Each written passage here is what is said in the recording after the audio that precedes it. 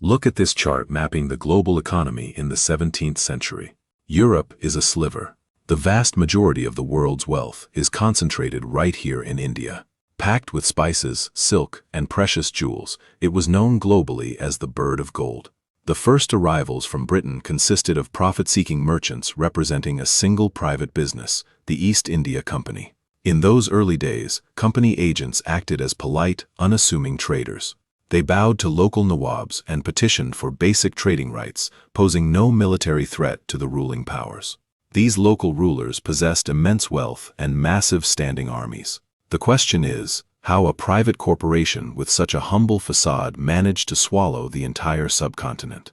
The answer starts with a shifting geopolitical landscape. As the central Mughal Empire weakened, a power vacuum opened up across the region. India was a patchwork of heavily armed, fiercely competitive kingdoms, constantly warring for dominance. Look at the scale of this royal procession, the ranks of elephants, cavalry, and material wealth. These individual kingdoms commanded significant military might. The East India Company recognized that while a united India could resist them, a fragmented market was vulnerable to manipulation. They began playing rival kingdoms against one another. Bengal was India's richest province. Its ruler, Nawab Siraj-ud-Daulah, moved to halt the company's unauthorized expansion of fortified outposts and illegal weapons stockpiles. This led to the Battle of Plassey in 1757. The British commander, Robert Clive, was vastly outnumbered. Realizing a direct military clash would fail, he turned to a corporate buyout instead. Before the battle began, the company reached a secret agreement with the Nawab's general, Mir Jafar.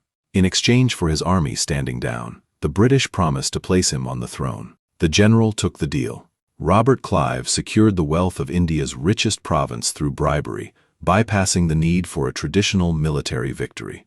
In 1764, the East India Company defeated a combined force of Indian rulers at the Battle of Buxar. This victory secured the Diwani. This legal grant established the East India Company as a shadow government, wielding the authority to extract wealth from millions of Indian citizens through direct taxation. This chart shows the pipeline. Indian tax revenues poured into the company treasury, channeling out to pay a private sepoy army. This force pushed subsidiary alliances, surrounding kingdoms to extract protection money, systematically dismantling major holdouts like Tipu Sultan and the Maratha Empire. The company had weaponized Indian money and Indian manpower to conquer the rest of the subcontinent. Decades of relentless asset stripping and disregard for local culture eventually sparked a massive uprising in 1857. Mutinying sepoys, farmers, and deposed royals like Rani Lakshmibai and Bahadur Shah Zafar formed a coalition that pushed the East India Company to the brink of collapse. The rebellion failed to expel the company because it remained localized. Many Indian kingdoms stayed neutral or actively supported the British. The exhausted collapse of the old Indian royal order is visible here in this photograph of a defeated Bahadur Shah Zafar. The East India Company survived its greatest crisis because the internal divisions across the region remained unresolved. Following the chaos of 1857, the British government decided the company could no longer manage such a valuable asset. The Crown liquidated the East India Company and established direct rule, the British Raj.